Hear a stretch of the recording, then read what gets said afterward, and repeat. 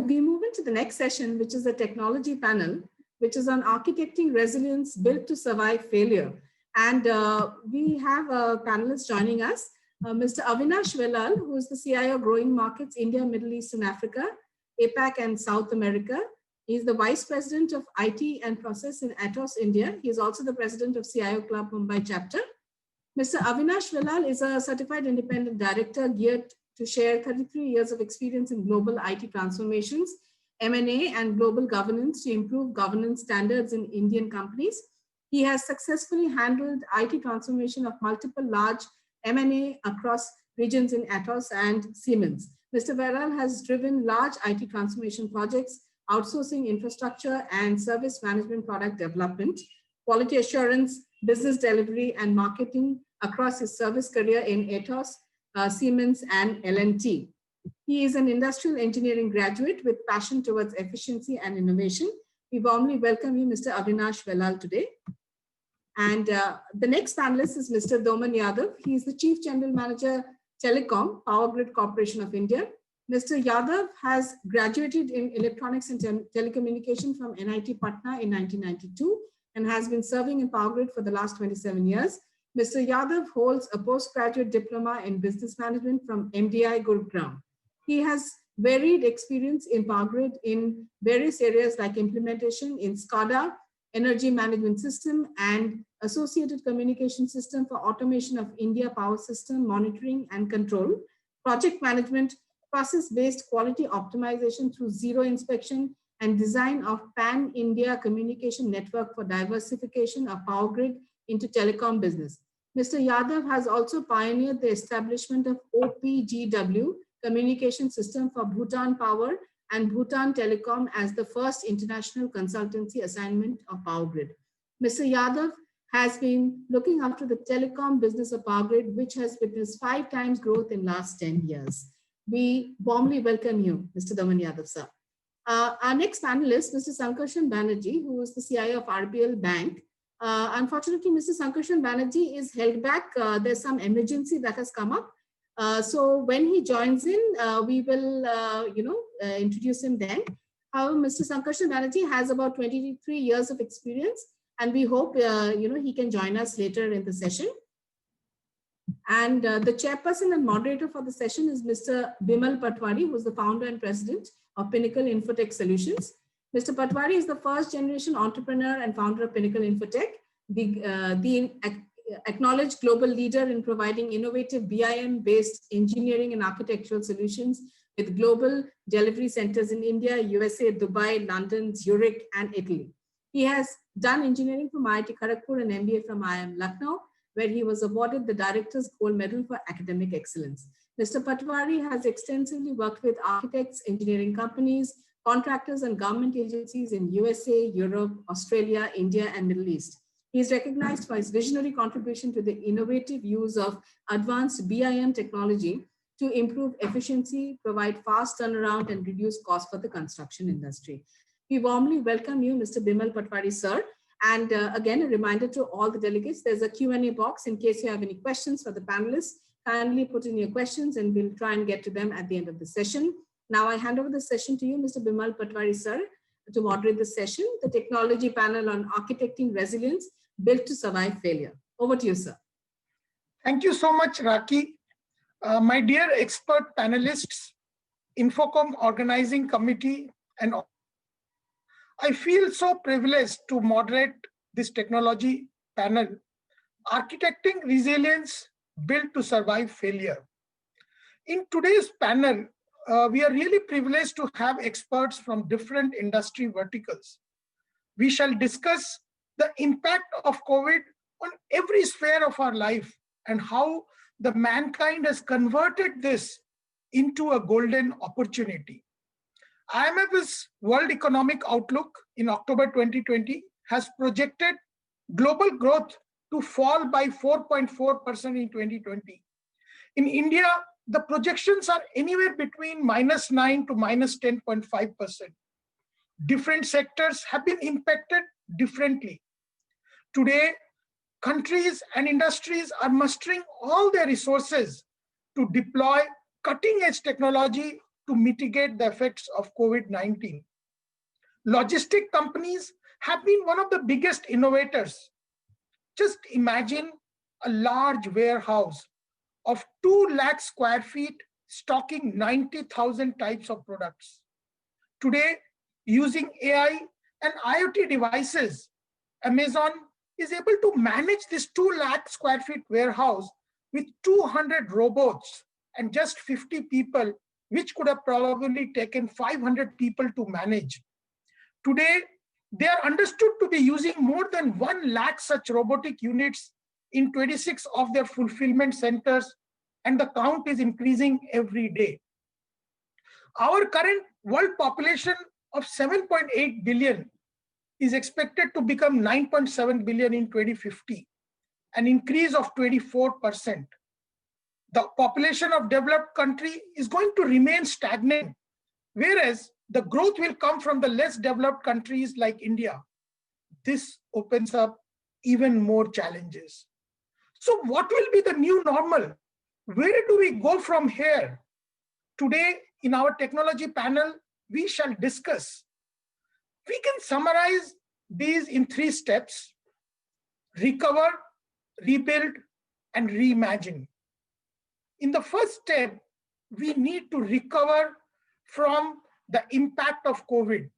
We, organizations and industry, we have to prioritize offerings, customers, and resources due to localized containment and social distancing norms. We have to conserve efforts and prepare to grow once the situation improves. We do have to relook at our operating models and cost structures. We have to eliminate low value add, non-essential activities wherever possible.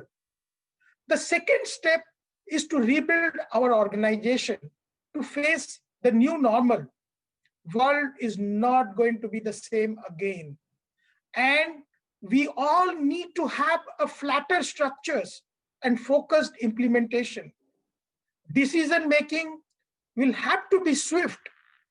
In the third steps, companies have to reimagine their operations. We have to relook how are we operating. Digitalization and speed has to become integral to the culture of our organization. They are set to become the cornerstone of all successful companies. Friends, customer behavior today has changed, and we have to understand the behavior of new normal customers and strengthen our value proposition and differentiate.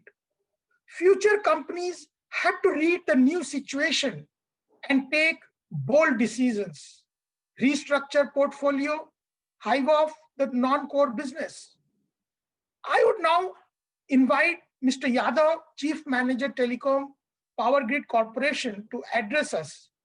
As we know, power is the backbone of every industry, and they had the onerous task to manage the power distribution during these tough times.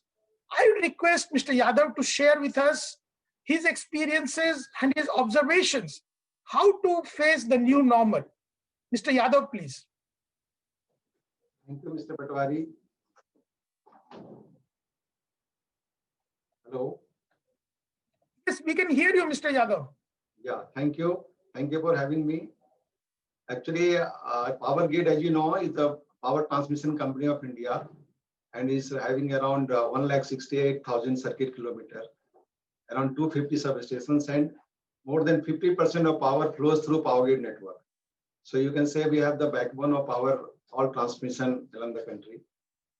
And because of this emergency situation, our setup was so made during COVID also that we could manage without any major failures during that period. And still now we are managing so.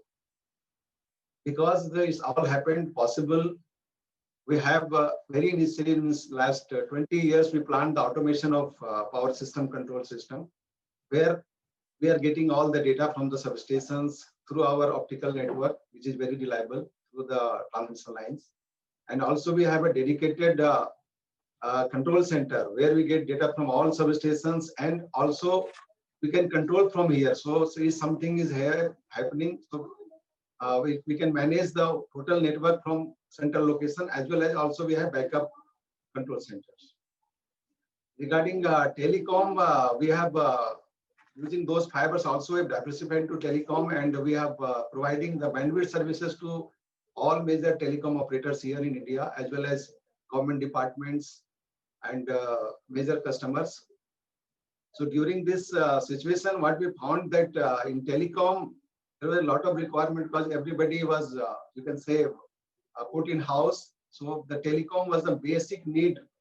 And because telecom happened in India and everybody was mostly connected, so because of that situation, we could face and our business, we could made it as usual. And during the lockdown, there were a lot of fear, so people cannot go out. And so in that situation, we have to be connected through also. Telecom was the main, you can say, pillar for this communication. And what we found that during this period, we were, you can say, like for control of power system, we were very much ready for this control through IT system. We are also ready through our other adoption of IT system like e-office and all, so that all the approval system, everything was happening online, and we are not facing any delay. And earlier it was only through happening in the office. There was no VPN to the homes, or people can use only to the senior people. But during lockdown, it was extended to all persons, so that nothing stopped. And also one more thing we found that because of most of the customers, our small customer location were closed, so they were getting very less, you can say, complaint about the outages. And but there was a lot of demand regarding the bandwidth increase from some customers, and whoever has closed, they were demand having that to decrease the bandwidth. And because of our control center was operating on 24/7 basis, we could manage all those without any difficulty.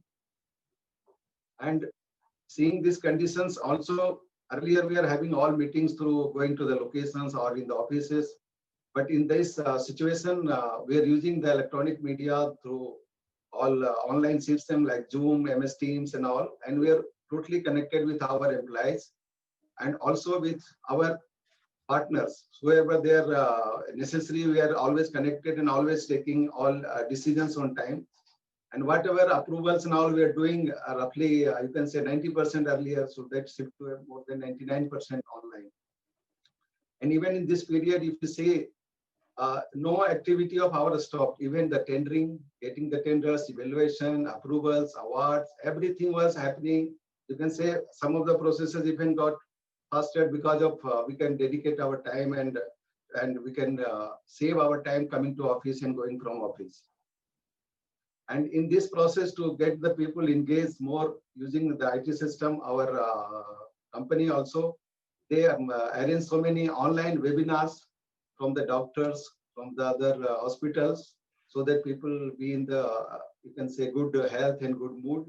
And also our company at that time, they also arrange so many online programs using this technology, so that people also get a lot of skill development in different required areas. So seeing these new norms of business, still anyway, the situation is unlocked now. But now also we are, you can say, working in a situation like lockdown means we are using all IT technology, because now then only we explored the real use of technology, how we can optimize all our operations, our everything. And those still it is being used now. And because of our, you can say, earlier action already taken regarding the automation, we were able to, you can sustain everything so far regarding the business, whether in power grid or telecom. We did not, you can say, lose any more business there. So I think using the right technology that time is really helped us. Thank you. Mr. Yadav, thanks for telling us the details. The lockdown was so sudden, and I'm so proud to see that your organization has done such a commendable job in running the whole infrastructure. You are the backbone to the whole industry. And I can see that the investment that Power Grid made in the infrastructure, you had all the VPN connections so that all employees could work virtually from home. I especially like the way your organization had all the approvals and the office procedures online, and which is unprecedented because in a government setup, there are so many constraints. And to have the setup, I mean, this is really commendable. We'll come to more details.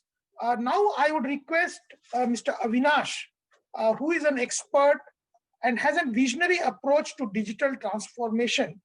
So, Mr. Avinash, we would like to know that we had various speakers, earlier panels also, talking about the various impacts of COVID-19. And now we are talking about the new normal world. So how do we adjust? How do we restructure? What should the organizations do to manage this new world?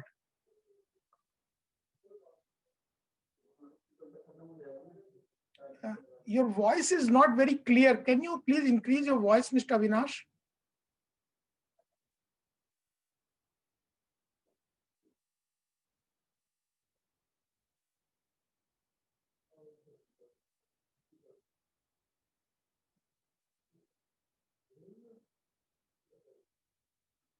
Sound is not coming. Maybe interruption template for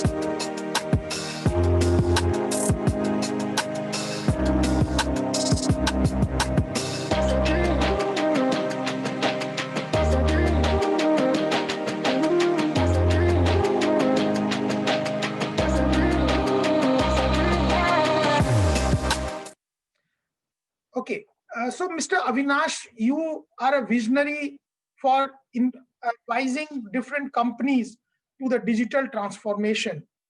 And today, every organization has to restructure, retrain their industry, their company to face the challenges of the new normal world that we are talking about.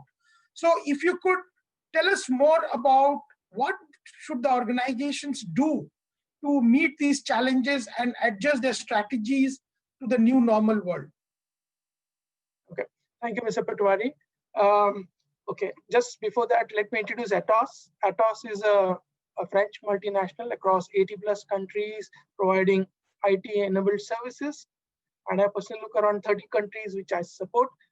So going into your question, I mean, it is, as you summarized in the beginning earlier, like we have gone through the 3 stages: repair, recover, and reimagine. So let me take you through to all the 3 phases, or for at least for Atos and most of the organization, what has happened. So if you look back in terms of repair, I mean, nobody got a chance of even a week just to realize this kind of epidemic coming down. And we really had to move people, provide desktops, provide the connectivity, go in kind of a remote, which was like, no options asked, and you had to do it. There was no options at all. And that was really kind of it's a very unprecedented time, and people somehow managed to get in a month's time to get people remotely working, getting things in place. However, the next stage came in. Once people were in place, assets were in place, how do you start recovering? Primarily, you need to enable your systems when your employees are working remotely, your partners are working remotely, your customers are being remotely. There were a lot of, in terms of customer interactions to enable them, allow us to work remotely, to see. So we are really proud to say out of 20,000 employees which have moved, we didn't have any SLA or violation handling global customers. So that's been a great thing. It's a difficult task to achieve, especially it's not only the hardware part, it's also the access part of the employee in terms of processes, in terms of knowledge transfer, handover, security.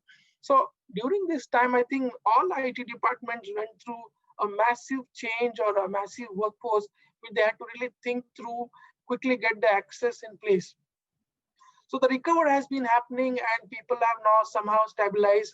There has been a paradigm shift which has happened in terms of remote working, which was never envisaged earlier. It was just on paper that we are working remotely, and IT services company were mostly using remote working from home. But now it's everybody is using remote working. So now that is a run-of-the-mill story. No more it is like remote working, ye ghar pe kuch kaam nahi karta hai, kind of scenario. So productivity, rather, if you really look at, has gone up rather than gone down, and the mind shift has changed, because remotely, if you're working, you're doing more work rather than less, because you're available for all this, and you're measured against productivity. So that's a major shift if you have not really realized it, because people are no more dependent on filling the hours, but they're more responsible to produce in those hours. So the measure has become very, very clear and transparent. So that's the major shift which has happened in terms of getting into recover mode. People have got in processes in place to see how is the attendance coming in, access, allowing people in terms of compliance to remotely log in, measure their attendance, having compliance in terms of like SEEPs companies allowing to work from home with their own assets. So a lot of governmental things, a lot of regulations, a lot of processes, a lot of approaches have changed in the repair mode. And all this has made organizations to relook at what they have and what they can do. But come September now, come this November, people are still recovering, and we are going into now reimagining force. Like, what is reimagination required? Do you think after this COVID goes, things are going to come back to normal? Not at all. If you are so naive to think that things will come back to pre-COVID days, sorry, things have changed. A paradigm shift has happened. So if we really look at what organizations really need to look at today, there are multiple aspects which the organization need to really address, and things which have changed for this after recovery phase are three parts. One is you really need to be human-centric. By human-centric, what I mean is you need to be more closer to the customer. It, of course, remotely you have been enabled having remote webinars like this, but sales happens through relationships. So what is the challenge? How do I become more closer to the customer in this kind of environment? People have to rethink, they're reworking on it. Second, in terms of employees, how will I make an engaged employee is a big challenge as of now. Remotely he's working, he's producing, but what is he doing? We don't know. So is he having that bonding with the organization to the work which we have? What is his engagement model? How is the company engaging the employees? How are they going to keep motivated? How are they going to build a teamwork? This is a big challenge. In terms of partners, okay, how are you going to rework your partner landscape? How are you going to get those things re-enabled, refocused? Luckily, in a partner landscape, it has been mostly a lot of virtual things, but things have to change and really to think of your supply chains. In terms of your basically going into vendors, how are you going to look at your vendors? How are you going to work with you? So primarily all this customer first, the human first specific things we need to focus on. And technology is there, but what is that you can do to bring this engagement, bring them closer is the main challenge today organizations are facing. Secondly, agility of business has to really go up. It cannot be the simple way. Earlier used to take months to decide something, and then used to become big projects. Nowadays, you don't have this facility. Engagements have, decisions have to be taken on the fly right now, and they have to be really deployed. So COVID is a very great way to really show things. Like a lot of projects are hanging in air and paper. The moment things happen, all the sanctions happen immediately. So that demonstrates that you need to have a business agility to survive in today's world, especially post-COVID. If you're going to be not agile, then it's going to be a big challenge and a huge challenge for organization to survive. So agility of business in terms of serving the customer, in terms of realigning, in terms of changing the process, etc., is most important. So coming back to the enterprise reimagination, what do you mean by reimagination? So reimagination is what I said earlier in terms of enterprise experience, in terms of your customer, in terms of your vendors, landscape, employees, etc. So that is most important. How do you change it? Secondly, what are your sales channel now? The erstwhile way of having a sales channels have been passe. That means you really can't meet the customer as often, or rather in a webinar, you can meet him as often as possible. So now, if you really look at today's scenario, I am doing more webinars than what I used to meet once or twice in event. So availability has changed, but then it has to bring, you need to add value to your sales channel. You need to add value to the time which people are providing you. And that needs, when you are remote and virtual, you need to really think through what you're going to pitch, how you're going to pitch. So those entire marketing effort has to relook at those marketing efforts. When I look at marketing today, your revenue generation has to be recovered, and then you can't afford to have your old way of market channels. The segmentation has to be micro segmented now. Like which other customers are going to be moving, like pharma will be better, or which. So you need to relook at your market segmentation and look at what you can do in terms of realigning your business, because it cannot be the traditional market segment which you had will continue.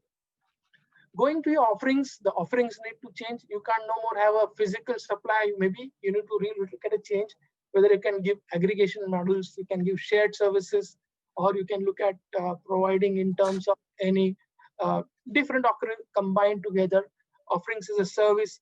So you really need to look at what are you in the business of, what are your offerings, and how they are tailored to the post-COVID world. When all this is happening, definitely you need to make your business process changes. Like earlier, everybody used to say digital transformation, digital transformation. Now you don't have any say. You have to have a digital transformation in place to really tie into the digital economy.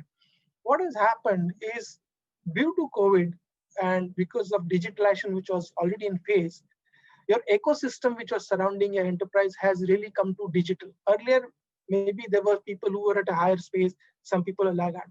But COVID has forced everybody to adopt a digital model. So your entire partner, vendor, customer landscape has gone digital. In that context, you cannot go and address this as same like the existing company processes. You need to change your processes so that you can adopt and utilize the collaborations, utilize the aggregations of the model, the mobility part, and redevelop your processes so that you are more efficient, faster, and it is easier. The earlier you adopt, the better will be ahead in this portion of reimagining and recovering. So that's a major thing like enterprises really need to look at. And business models, of course, that's being the basic part of digitalization, but now more so in reimagination, you need to relook at your business models. How can you make, no more it is 4x, 5x is acceptable change or standard. You need to have 10x plus or a moonshot experiments to really change your business process and models. And that's what is going to take you ahead to survive in the next economy. So these are the various ways you really need to look at reimaginations. Thank you, Mr. Avinash. That was really nice, and I completely agree with you. Both Mr. Yadav and Mr. Avinash, you talked about restructuring and retraining the organization. And Mr. Yadav, you talked about that how your work process is completely changed. It has become online. So was it possible for you to retrain everyone, or it may need to some retrenchment and hiring new type of people? How painful is this experience of restructuring and making people understand the need of the new world, the new environment? So if you could share with us these experiences or how your organization coped with it, that would be really nice. Thank you. Actually, you can say in that term, we have not done any rehiring or retrenchment or hiring any more people. So with existing resources only, because we were already using those automation technologies. And so that helped us, and we did not have to go for some new technology that period of time. Only because of the internet connectivity and work from home, which is basically, you can say it was not earlier in the company, being a public sector. So that started. Earlier, it was not concept that we work from home. Anyway, we are working from home only on the, you can say, weekdays or holidays, not on the regular days. We have to come to office daily. But that time it started, and then we also find that we got connected to people through this technology, which earlier we are not used to do. just to mainly to just know that how they are in that environment, whether they are all fine, other than the business also, what is the personal things. So I think there people get more closer towards all, you can say people are telling the social distancing, but we got more closer socially from all people. We're trying to meet people regularly. So that was not an, it was, you can say it was a better thing. And wherever some issues were there, our company had taken a very big role in supporting all employees for any of the eventualities, whether it is related to COVID situation or any other. So that way our company was very progressive. All management, they were helping all employees, and we're also, you can say, as per the government thinks that because of the situation of business going down in the market, and also even we reduce so many requirements of our partners, like contractors. So many things got reduced. They can reduce. They were busy, and the supply part and whatever options we can do to help them as a partner. So we basically we did that. And this has become now a new normal, that we can work both way, coming to office or working from home. So it is now becoming people more flexible, you can say, in working. Thank you, Mr. Yadav. And I totally agree with you. See, the organizations who had seen this change, it is not just that the COVID-19 has brought the digital transformation. It had been happening. It has only been accelerated by this sudden lockdown. And those companies which realized this long back, I think they have really survived and thrived during this period. In fact, if you look at our company, we are 1,600 people across the globe. And, you know, the lockdown was so sudden, you know, at night, the Prime Minister announces that from tomorrow, you're not going to your office. You know, everything is under lockdown. And we are executing more than 300 projects around the world.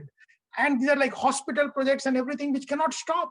So fortunately, we had invested in the technology and the VPNs, and everybody could operate from their home. And the customers did not feel that there was totally different ways of working.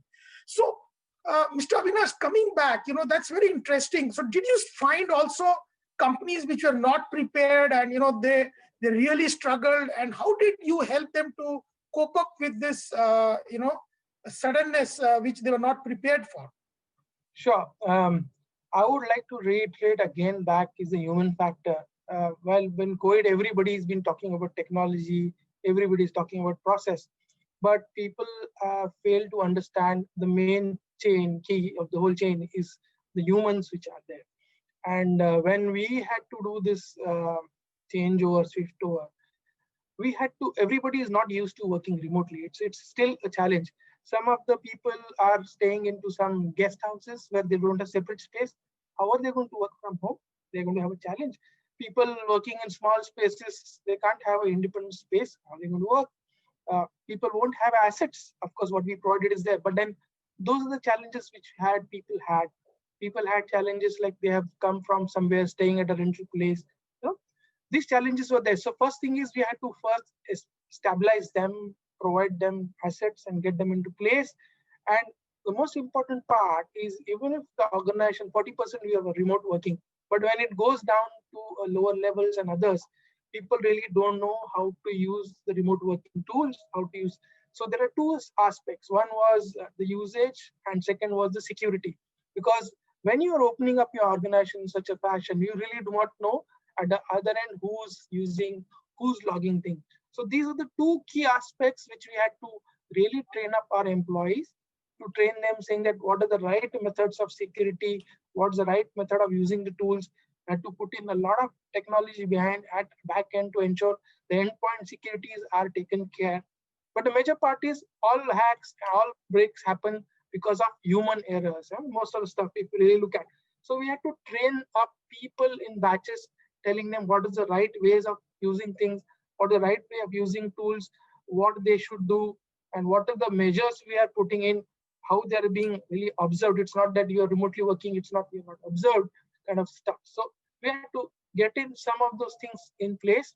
And that was the most important part, because to make them enabled, you should be able to enable them to deliver things. It cannot happen that, oh, take a laptop, tomorrow onwards you're logging.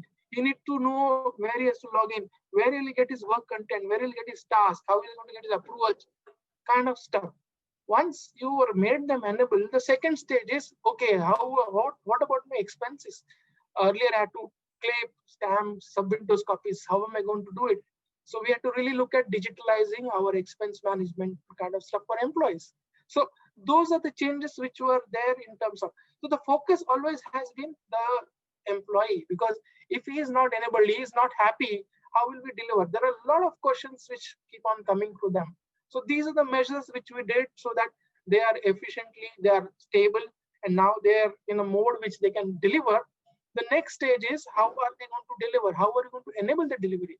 What is the social collaboration you are going to provide them? Earlier it was an office, hey, you talk to them, pick up a phone, speak, whatever access is there, you can get it. But now we are working from home. You're lost. You don't know where is your office files. In office, mostly you use it to keep in a hard disk. Now when you're working remotely, you don't have that kind of space. You need to have a collaboration space where you can go and find your knowledge portion, where you can store your place offices. Where is the place, how you can go ahead, processes have to be clear. Those kind of social collaboration and enablement was a major challenge which we brought in, and people were started collaborating. We had the right kind of a tools. We built those communities, how they will interact, how will they pick up the tool. So when the social collaboration is happening, you have the engagement slowly happening. And the third part is the engagement part. Now we have collaborating and working. How are you going to engage them? How are you going to get motivated? So these are the areas which have been working in terms of focusing on people. Same way we are working on customers, sales channels. I won't want to really discuss much of that, and partners which we have. But at least enabling your workforce is a big thing, and reduce your rework, which is a major challenge as of now, and ensure all those checks and balances are in place. See, my next question is to both of you. See, now that the organizations have tasted blood of the benefits of remote working, what do you think would be the percentage of remote working once the situation gets normal? Mr. Yadav, what do you think? Will we go back to everybody to office? We are hearing different numbers. So both of you, I'd like to know your feedback. And also another challenge that it throws is performance monitoring. Now you are working from remote, right? How do you measure the performance? You can't see them working. So how do you, this is one of the challenge everybody is facing. So if you could tell us more about that, that would be really nice.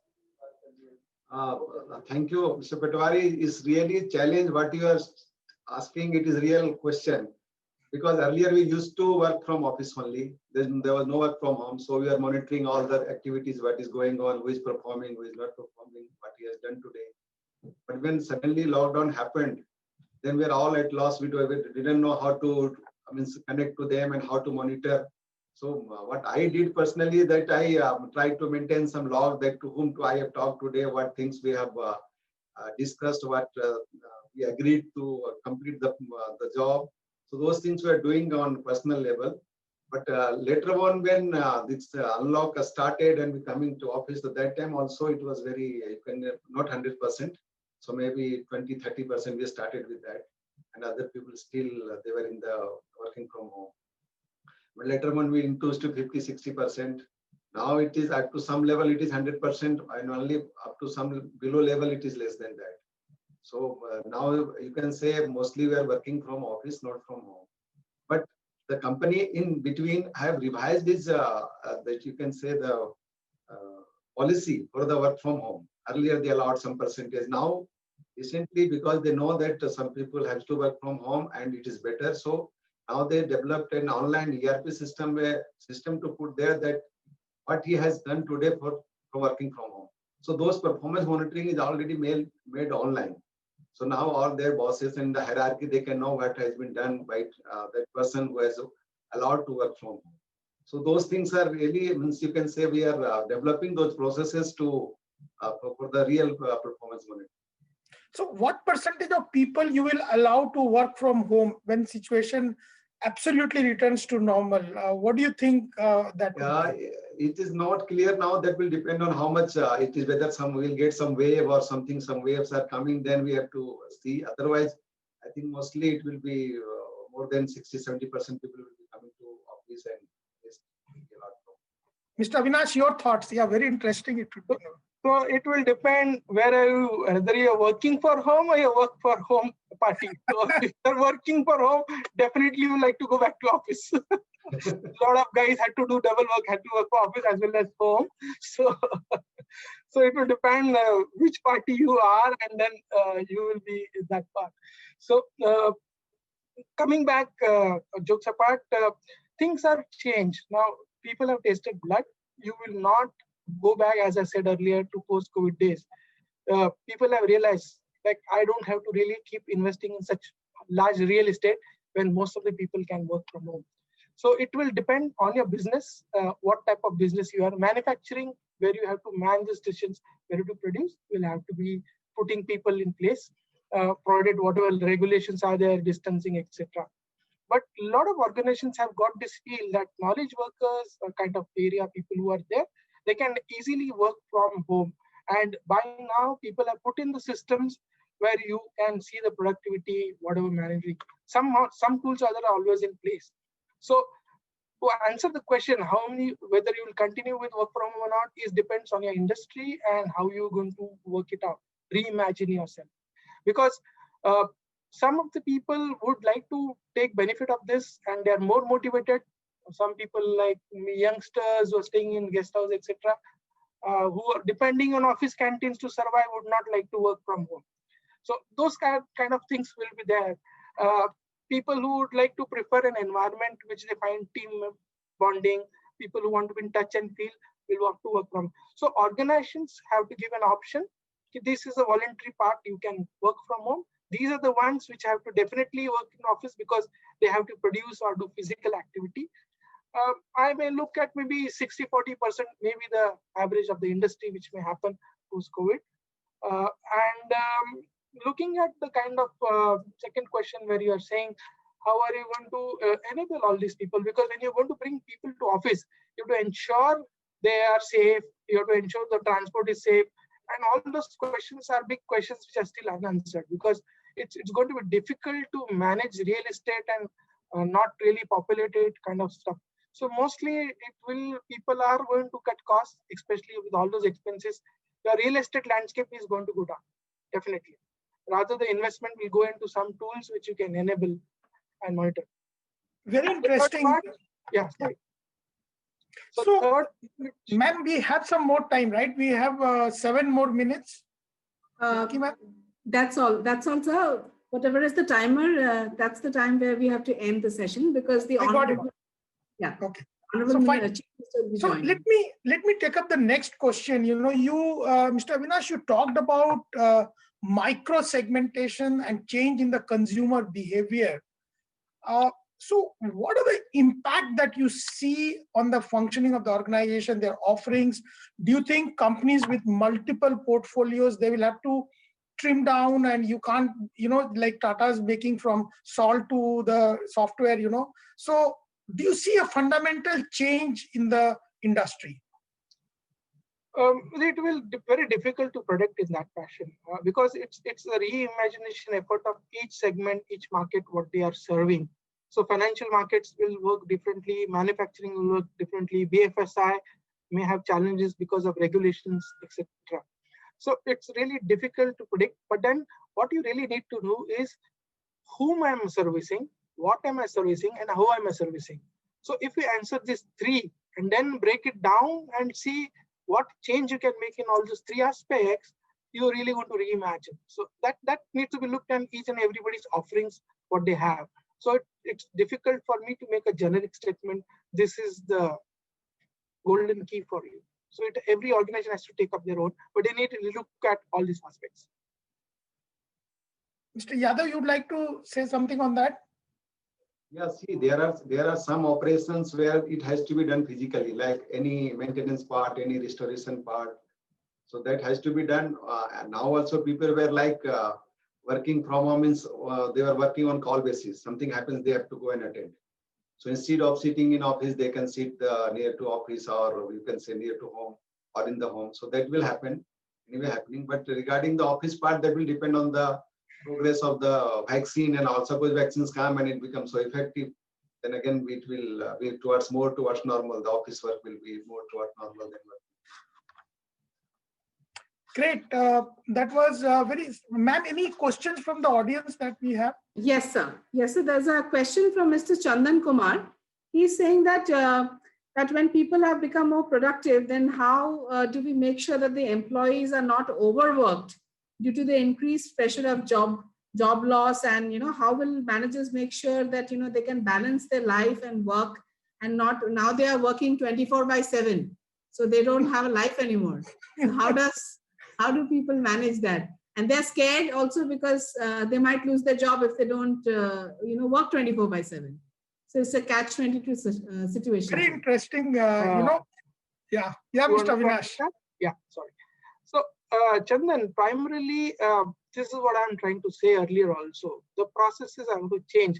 Today, when you have moved to a remote working, you have not really looked at the process. It's still a task-oriented way of operating. That means everybody has to do so many tasks, and then your performance is measured, which is the way of working today. You need to look at goal-oriented deliveries, and that's what has to change. If your organization doesn't realize that, it's just going to alienate the employees, alienate the process, alienate everyone, and it will not work. People have to change, and it has to happen not only from bottom up, it has to from top down too. So a goal-oriented operations is the key to survive in the next post-COVID era. If you're going to have task-oriented, definitely it's very easy to pull down tasks. So it's guy like, the Charlie's Great Dictator, if you've seen, a bomb falls down and then people look next. And in the end, there's one Charlie who has to defuse the bomb. So maybe that kind of thing is happening. And some people are really tasked because they don't have a life, is right? But things have to change. It's no more an earlier economy. It's no more the earlier processes. Things have to change. Otherwise, it will collapse. So I just want to add something here. Chandan, you see, when ATMs were introduced in the banking industry, everybody thought that, the banking employment will go down. Now, so there is nobody, cashier is required. You have only ATMs. Especially, let's say the desktop publishing, earlier you had those manual printing press where every block was prepared. Huge number of employees were required, even for newspapers.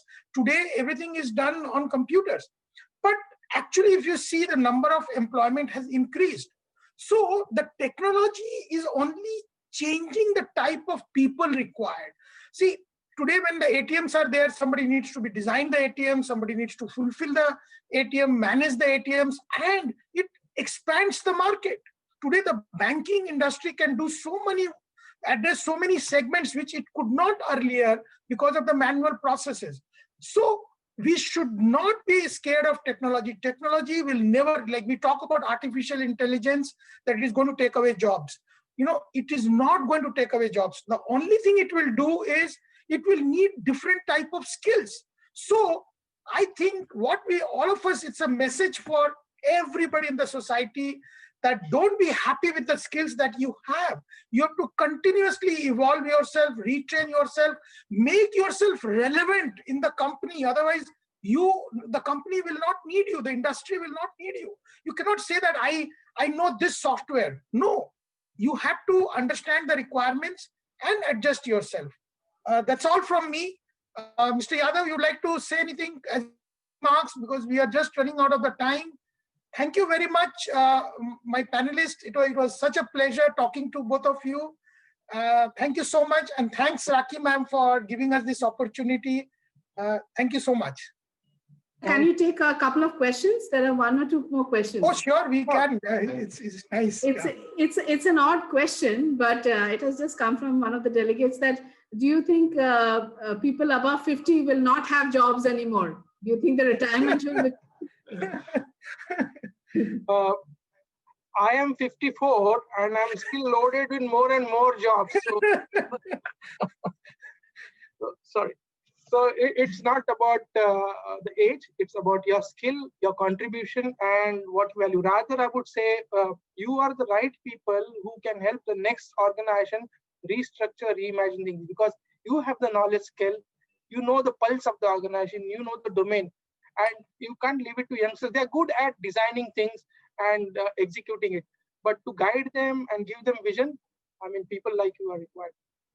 I also want to add, because this job will not go, because seeing the human side, seeing the motivation side, engaging employees, this will not come from the, you can say, new employees, and it will come only from the employee who understand the things over the time.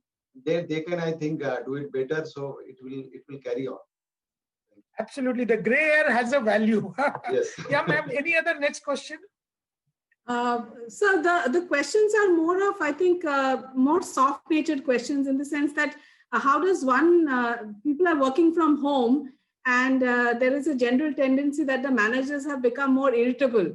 So how do people handle that and still continue to perform and balance all that out?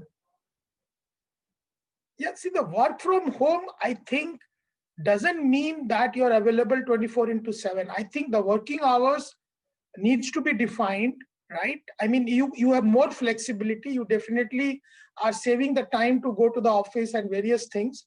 But we all have to understand that to make things work, it's very, very important that the processes, as Mr. Avinash also explained, that the processes and the structure needs to be defined. I believe that's very, very important, because otherwise the work from home will bring more stress to the people, and it will actually make us more inefficient. If I have to work for 12 hours, I cannot be the same productive. I'll make more errors. Okay, thank you, sir. Thank you, sir. That was a very interesting session, and we were very, honored to have all of you with us. Unfortunately, Mr. Sankarshan Banerjee had an emergency that had come, and he really tried, but he could not join in. He apologizes for his absence.